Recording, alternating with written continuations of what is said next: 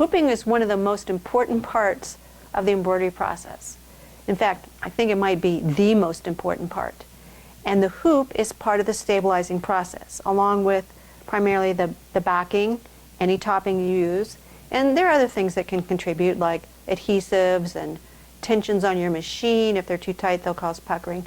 And even the design can contribute to stabilizing or destabilizing the design. So in this video, I want to show you proper hooping techniques, because I find that most commercial embroiderers just take it as a given that we should hoop between the rings all the time, unless there's some reason, good reason why we can't. But a lot of home embroiderers think, oh, I can just hoop the stabilizer and then I can float my project.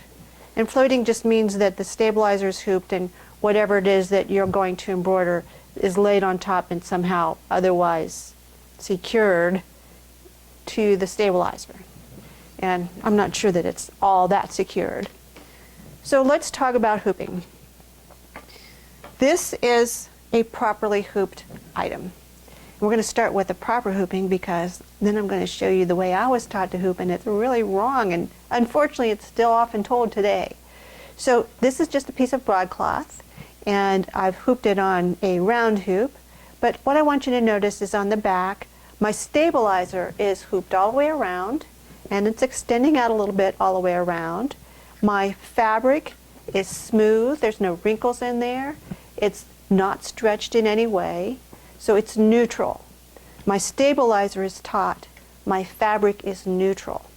Now another thing to notice, you probably can't tell this, but there is a ridge of right along here. So the inner hoop is slightly recessed beyond the outer hoop. And that's so that when it's sewing, this is down against the throat plate and it's not bouncing up and down as much, and you're less likely to get bird's nests and flagging that way. So let me show you the wrong way to hoop. And this is how I was taught. Now, I'm showing you this with a knit because it's just more exaggerated that way. It's easier to see what I'm talking about.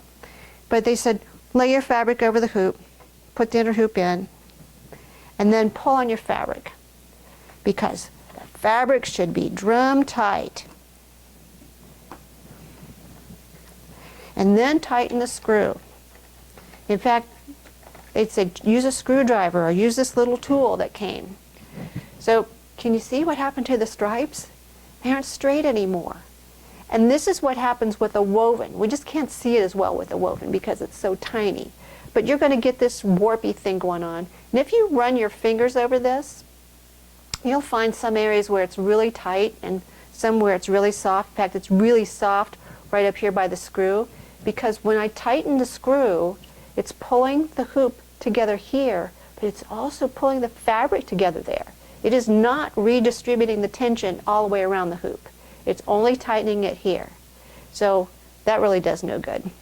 And then they told me, take a piece of tearaway, and it only needs to be bigger than your design, and slide it underneath the hoop. Now if it's a woven, use one layer, but if it's a knit, use 2 layers. And that was how they told me to hoop. Now, here's the actual size of my first hoop. Let me put it over here next to the white. You can see it's teeny tiny.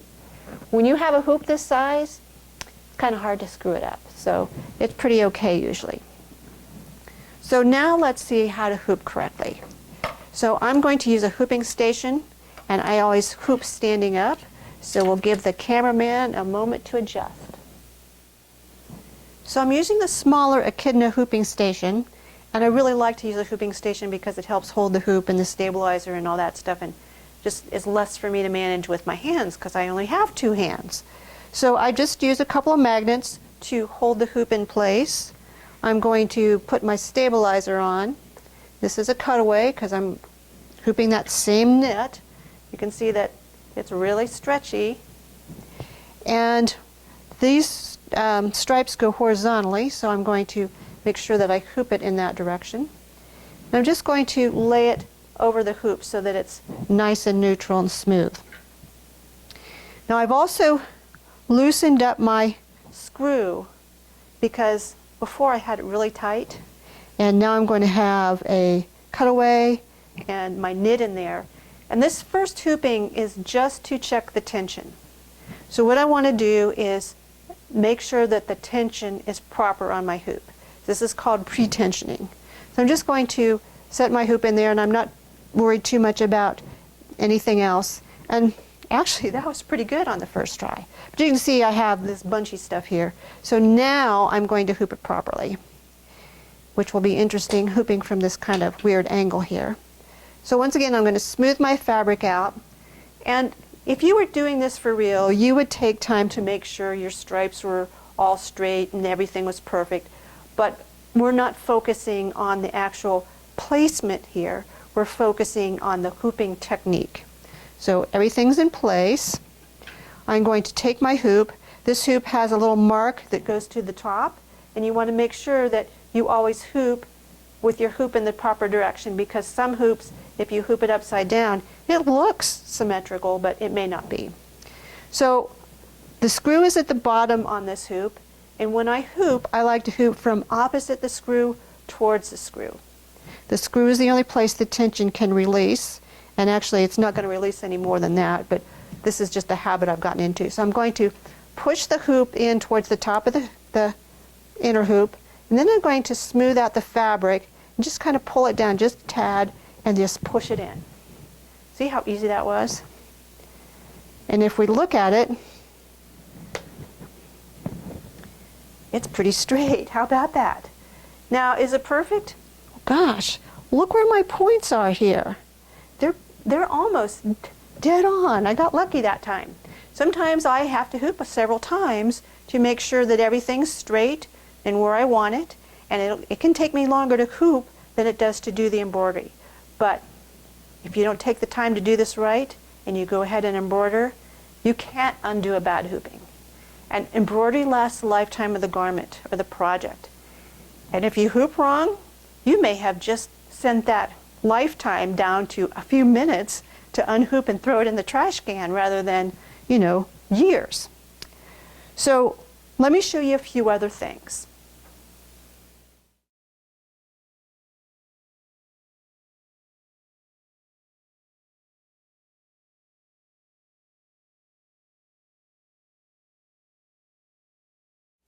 So we're hooped, but let's do a few more checks. When we hoop with a stabilizer, we really want our fabric and our stabilizer to become one. And I'm not so sure that we achieved that on this one, but the way we can test is we can run our fingers across. And I'm going to press a little bit harder, and I'm not sure, can you see a wave of fabric? There's a wave of fabric. See that big wrinkle right in front of my fingers? That is a wave of fabric that I'm just kind of surfing ahead. We don't want that to happen. Another thing I can check is to see if I can do the pinch test, and by golly, I can pinch up some fabric. That's not a good sign. If I can push fabric with my fingers, the presser foot on the machine is going to do the same thing, and we're going to have bad things happen. So how do we cure that? Well, one thing we can do is we can use a spray.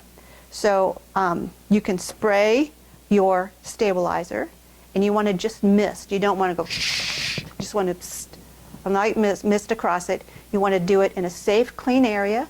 You want to do it like maybe in a box, and then you're just going to smooth it on the back of your fabric and hoop it together. There are fusible cutaways. Remember, this is a knit, so we want to use a cutaway, not a tearaway. Don't use a sticky back tearaway. It is not going to serve you well. This shirt is also a knit. It's a piqué knit, and I have it already hooped. It's also hooped with the same cutaway and the same kind of hoop. And if I run my fingers across that, I don't get that wave of fabric, and I cannot pinch up any fabric. So this is a good hooping, and I did not use any spray on this one. I only use spray if I have to. It's not one of those things that I use on every single project. The other day I saw someone who said they use topping, a water-soluble film topping on everything. I would use it on this. I would use it on this, but I would not use it on this woven. This is a smooth woven. We don't need to use a film topping on here. This is a piqué knit, and it's kind of textured. So I would use a topping on that. And this is a knit, and it's got some kind of thickness to it, and I would probably use a topping on that too. Now while we're talking about hoops, remember I said that the screw area was the only place that it could expand? I want to show you some differences between these hoops. If I just take this hoop out, see how this hoop stays open? That space is there. But on these other two hoops, even if I open this one up, see how it's closed? I have to actually hold it open for it to stay open. Otherwise it just collapses shut. Same thing with this one. These kind of hoops are going to be harder to hoop because they're not open, they're not ready to receive the inner hoop in the other fabric. However, there's an easy fix. And you can just check with your dealer. They probably have these little springs. And all you're going to do is unscrew the little screw here, and you're going to slip that spring on so that it's in the center. And it will hold your hoop open. So it doesn't have to be a very long spring. So you want to just check with your dealer and see if they have any of those. And if they don't, email me and I'll tell you where you can get them.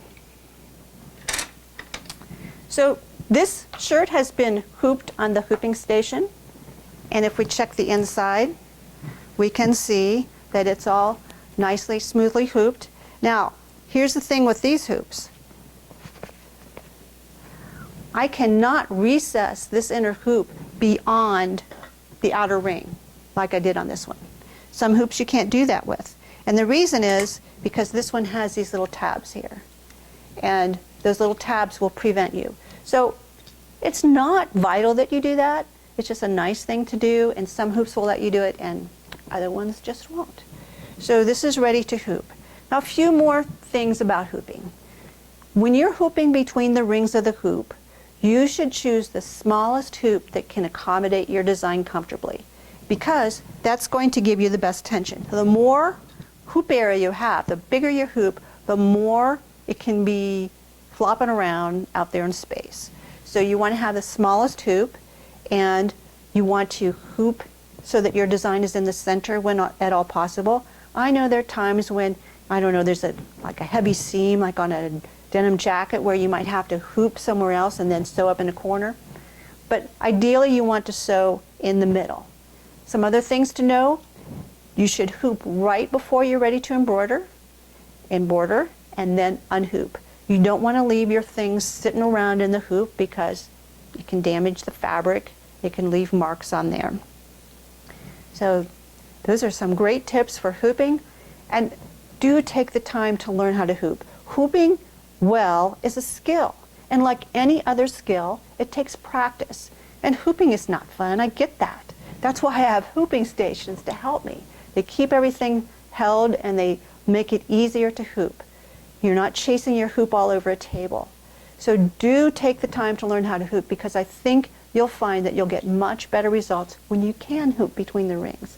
Think like a commercial digitizer, or think like a commercial embroiderer rather, and learn from them. We can do the same things on our home machines that they can do on those big ones. Thanks for watching.